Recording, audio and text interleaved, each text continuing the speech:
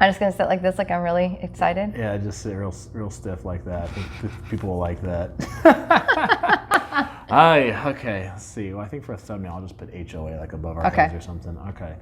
All right, let's roll. What's going on, guys? Jacob Orth back here with another video of Jacob's Life in Vegas, joined by the one and only Lacey. Hey, guys. So she's a familiar face here on the channel. You guys love having her on. I know you guys do. And today we're going to be talking about, for people buying homes here in Vegas, let me make sure my focus is... I know, it looks a little blurry, doesn't it? There we go. There, it's all right. Now we're focused. Okay, cool. So we're going to be talking today about HOAs here in the Vegas area, because that's something that to some people, it's very foreign to have HOAs. When they're looking to buy a home or live somewhere, a lot of people, they don't want HOAs. A lot of people don't even know what they actually do and that kind of thing. So we're going to talk about that today. So Lacey can just tell us briefly about HOAs, what they do, and we'll chat from there. Dun, dun, dun. Anytime someone hears the word or the acronym HOA, their hair stands on the back of their neck, stands up, and they get confused and excited and not happy, and everything's bad. Everything just goes awry. So an HOA, in case you don't know, is a homeowners association, HOA. And here in Vegas and throughout the United States, I think they're becoming far more popular. Here in Vegas, gosh, if you were here maybe 20, 30 years ago, probably 30 years ago, we didn't have hardly any HOAs in the city. The only time you had a homeowners association would be when you had a guard-gated community, or just a gate. And really, the purpose of a homeowners association is to assist you with maintaining the value of your home by setting rules and guidelines that everybody in the neighborhood has to agree to follow so that your homes maintain their value and appreciate together collectively. So what that means is, like, you ever go to a neighborhood and you see that there's like a hot pink or like a Pepto-Bismol colored hot pink house, and then next to it is like a normal brown or blue and white house, something like that?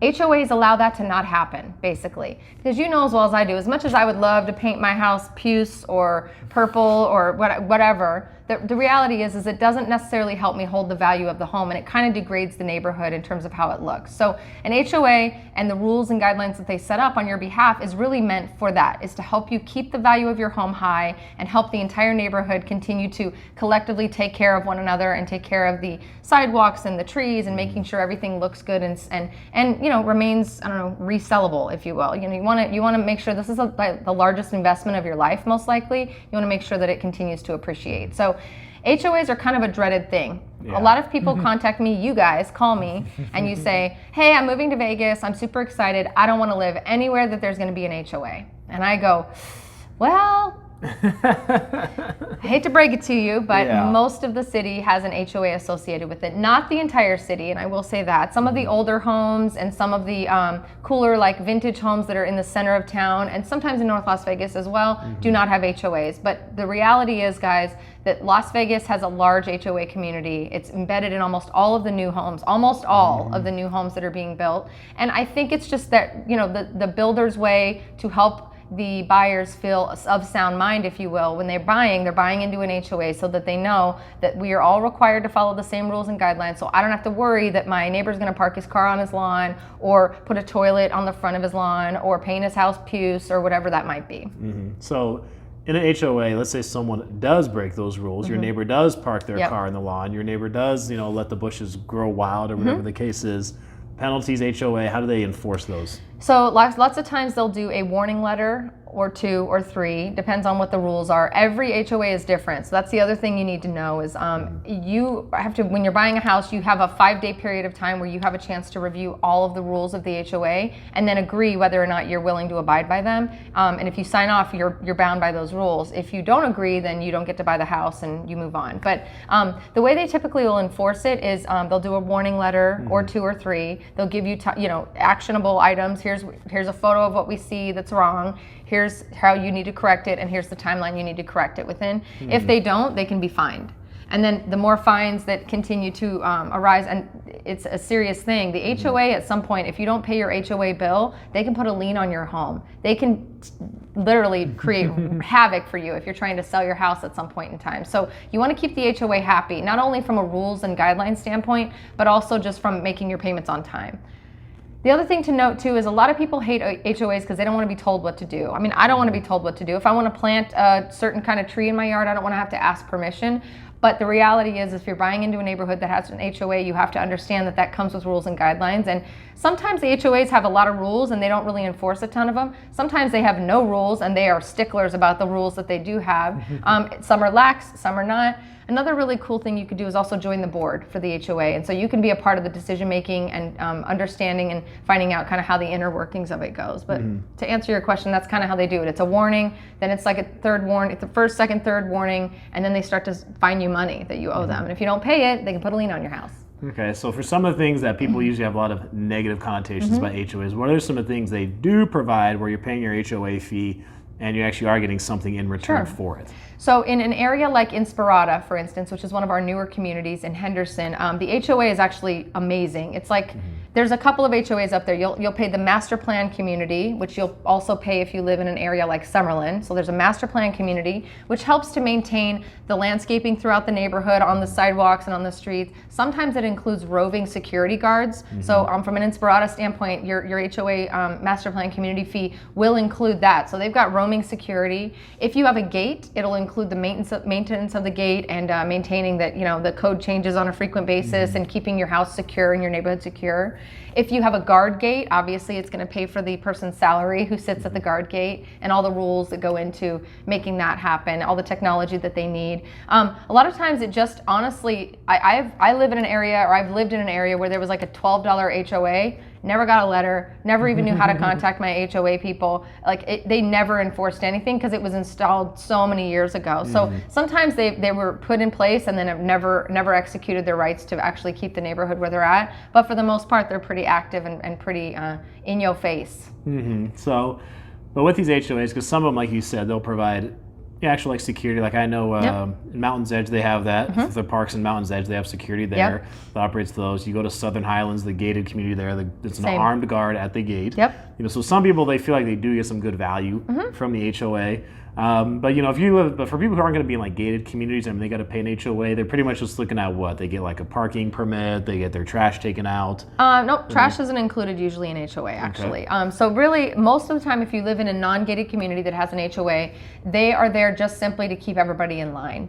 If there's a community pool, that sometimes can be something that's included. Sometimes you don't have a gated community, but you do have a community pool. If there's a community park, sometimes that's included in it as well. I know in Inspirata they do the HOA covers like some of the picnic in the park and some of the events that they have up there, and they do what is it? They do the concerts in the park, and they also did like a doggy days in the park. They do all kinds of events. The HOA helps to cover some of those things as well. So it varies by neighborhood, which makes it really difficult to kind of make a blank statement. But inevitably, what you want to have included is, if you can find a place that has an HOA, and it's a hefty HOA, which we'll talk about pricing in a minute, you're going to want to maybe see if they have roving security. You're going to want to make sure that, if anything, that they are taking care of the grounds in front of your home. So like in Inspirata, I think the HOA covers a lot of the landscaping that happens in the front yards of people's houses. You're in charge of the backyard, stuff like that. So you want to make sure that you're going to be able to get the I don't know, the peace of mind, if you will, that nobody's going to paint their house orange or park their car where they're not supposed to.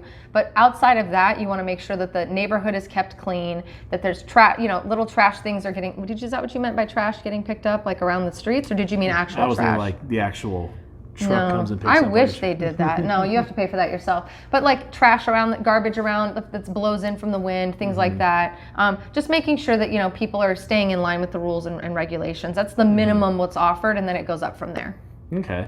So we're talking HOAs in terms of fees that people pay, because obviously if you're staying in the gated community in Southern Highlands or something like that, you're gonna pay a higher HOA, but you're expecting, like you said, you have that armed guard at the gate, you have services they provide, security around the property, that kind of thing. So if you're going to be up at that level, or if you're going to be just in a non-gated community, what can you expect to pay?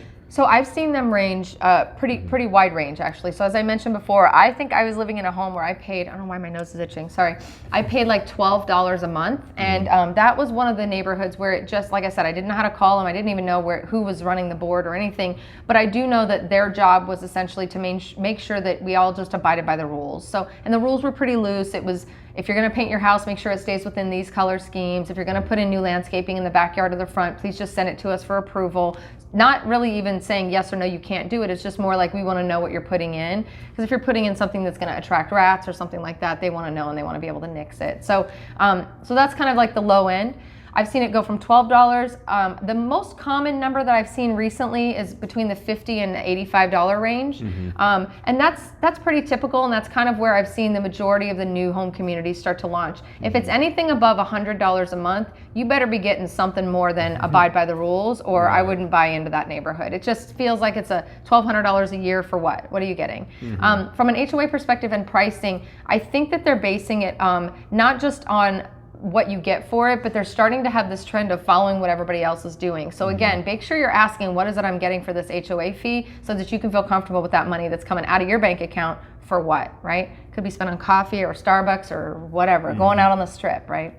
So I have also seen some of the high-rise condos, which people don't take into account when they go to high-rises and they're thinking about buying into a high-rise condo here in Vegas. A lot of them don't realize, yeah, you can buy a condo for $150,000, $250,000, but you have a $400 or $500 a month payment that is just your HOA, which includes community pool, it includes security, obviously, it includes parking, it includes all of the things, gym, all of the stuff that you would want included in a high-rise condo, but it's $400 or $500 extra a month on top of your payment. So why wouldn't you just go buy a $300,000 house? It's pretty much the same in terms of what you're going to spend. So, but again, it's all about what you want to do and what you're trying to get out of your lifestyle here in Vegas.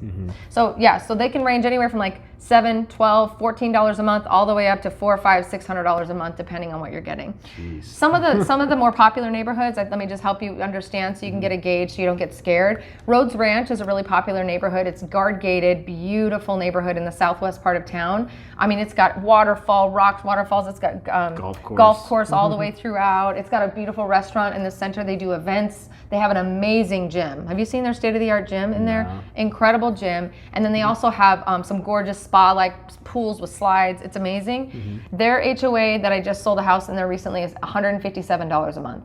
It might be different depending on what area of Rhodes Ranch you live in. If you have an additional gate for your neighborhood, that might add more. But for the people who I just sold to, they just live in a house in Rhodes Ranch, not an additional gate, $157 a month. So for me, if I've got access to an awesome couple of pools, an amazing gym that I could save on my gym membership, events that they're planning throughout the year, golf, and I'm sure you get a discount, and then you have that restaurant located inside my community and it's guard gated. For me, that security, $157 a month, I'm all about it. Yeah, for about $2,000 a year. Yeah, I mean, but I'm all about it. And you just, when you're getting your loan for your house, you obviously want to tell the loan officer where you're buying so that they know to coordinate that and roll that into your payment estimate so you know what you're actually going to be paying each month. And then like Inspirada is similar to that. It's about $150 a month. Some of them go up from there. Again, if you have an additional gate beyond whatever's provided by Inspirada, or if you have an additional clubhouse that's private to your sub-neighborhood, it might be more. I know a couple people up there are paying with all their different HOA fees up to $400, but I know some, and most people in Inspirada pay about $150 a month, which is awesome. So you're getting a lot for your money. Okay, well, is there anything else we got to talk about for HOAs? Any other points you need to hit? I think don't be afraid of them. I think that's the biggest piece of advice. So many people say, I don't want an HOA because they've had a bad experience. And I know in California and on the East Coast, I know that HOA fees are like, in fact, I just met somebody today, they said they pay $300 a month for HOA fees. $300 a month and they get nothing. It's one of those $12 a month ones that we would have here. $300 a month and they get nothing. Yeah. Oh, that just kills me. So I don't really feel like we're heading that direction. I feel like they're still reasonably priced as far as Vegas goes. Don't be afraid of them. You have the option and the opportunity to review all the rules and all the regulations. So if you're like, hell no, this is not for me, you can back out and find a house that's not in that kind of an HOA community. If you are here and you have time while you're looking, you can knock on the neighbors' doors and ask them how strict is the HOA, tell me about your experience. And I've even done that on behalf of my clients just to give them peace of mind that they're not walking into some crazed HOA president that gets excited about getting mad at you because your grass is a ½ inch too long. Right, yeah, the horror stories. I've heard them all. So don't be afraid of it. Let your real estate professional help you think through it, walk through it, talk through it, and do the research so that you're not walking in blindly. But if you want to move to Vegas and you want to find a cool house, sometimes you're going to have to live under an HOA rule. Sorry. And if you're going to move to Vegas, you want to find a cool house, you can contact this lady. What? Down below. There's the links to get a hold of her. Also check out her social media accounts and all that kind of cool stuff. Thank you. She's all over the place. You can always I am all over the place. Find Lacey somewhere, including on this channel. I'm a hot mess, Jacob. I don't know what we're doing. You did a good job. I mean, heck, 15 minutes, you gave a bunch of good info. I hope so. I hope you found this information helpful. If you have any questions, don't be afraid. Just click the link. You don't have to be buying a house to ask me for information. I'm always happy to give guidance and happy to provide whatever I can that's going to help you make the decision to move to Vegas.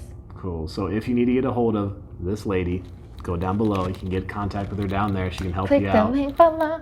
With all kinds of stuff. It's fine. With all kinds of stuff. Looking to buy a place here in Vegas, whether it's Vegas, Henderson, North Vegas, whatever the case is, she's your go-to person, all right? So thank you, Lacey. Thank you, Jacob.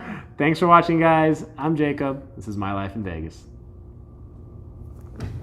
Yeah.